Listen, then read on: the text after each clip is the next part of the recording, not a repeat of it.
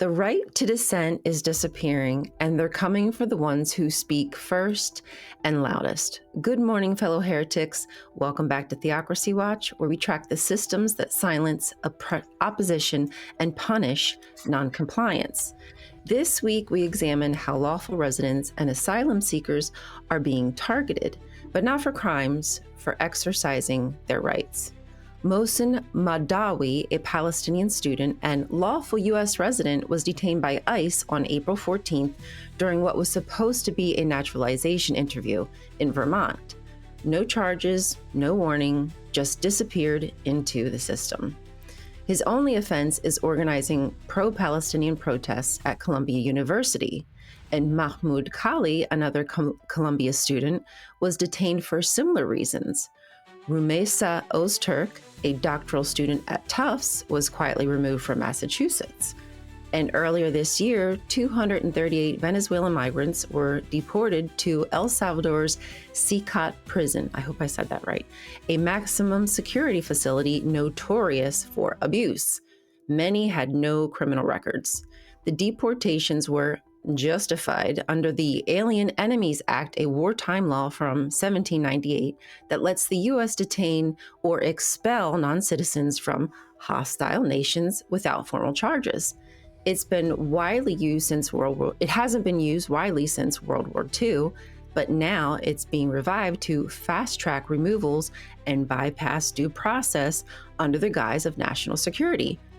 ICE operates with a wide discretion inside the 100-mile border zone, an area that covers nearly 2/3 of the U.S. population. Agents can detain people without warrants based on suspicion alone. This zone has become a legal gray space, and activists, students, and asylum seekers are being swept up under the justification of national interest. Interestingly enough, same patterns show up in Israel's military law. In occupied territories like Palestine, they can be held indefinitely without charge, and political activism is reframed as extremism.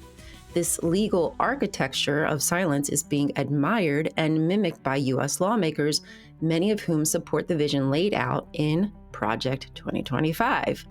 That project calls for dismantling civil protections, expanding federal policing, and entrenching Christian nationalist ideology in government.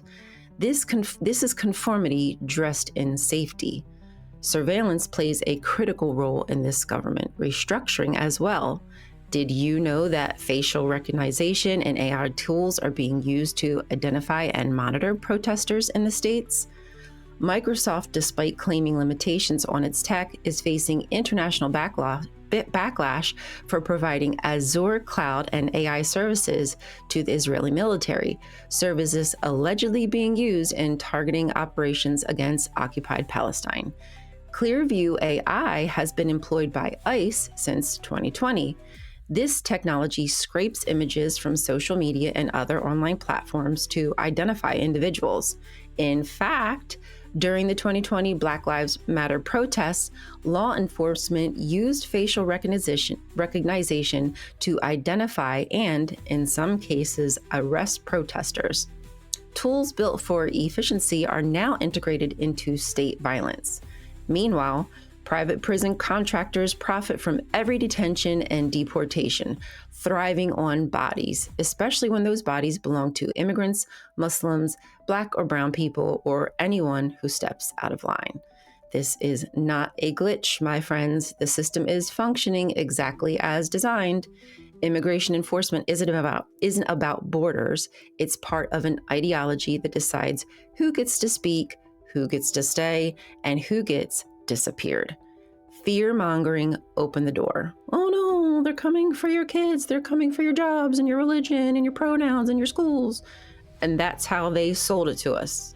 They built a machine on panic and purity, and now that machine is eating everyone who doesn't fit the mold. They've paved the way for theocratic rule disguised as national security. As I said before, we can't let them pick us off one by one.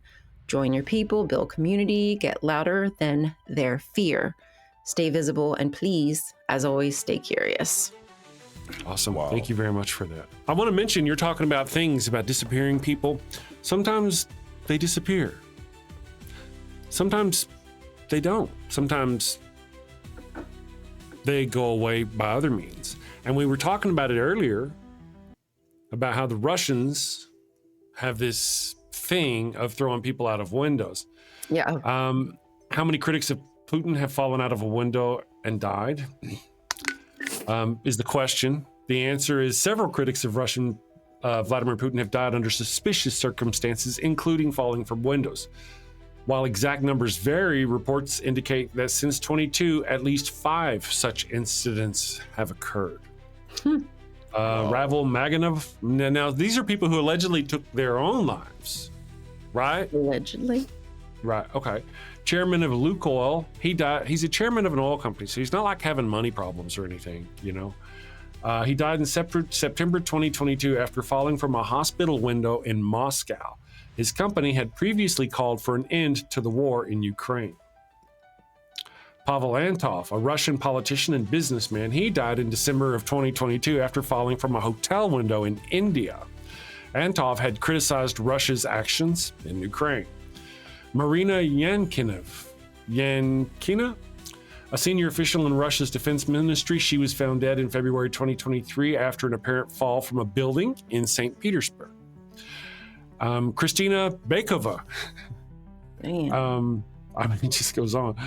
I don't mean to laugh at their, you know. Stay away from windows and height. Yeah, no doubt. Vice president of Loco Bank, so she's not, again, not money problems or anything. She died in June 2023 after falling from her apartment window in Moscow. Vadim Stroikin, a musician known for opposing the war in Ukraine, he died in 2025, February, after falling from his apartment window in St. Petersburg during a visit from security services. And those are just the ones that, you know, they know of. Then what brings us back to now put this along with, and I don't know, was Durante here whenever we were talking earlier about the anonymous pizzas being delivered to the judges and the judges' families and stuff like that?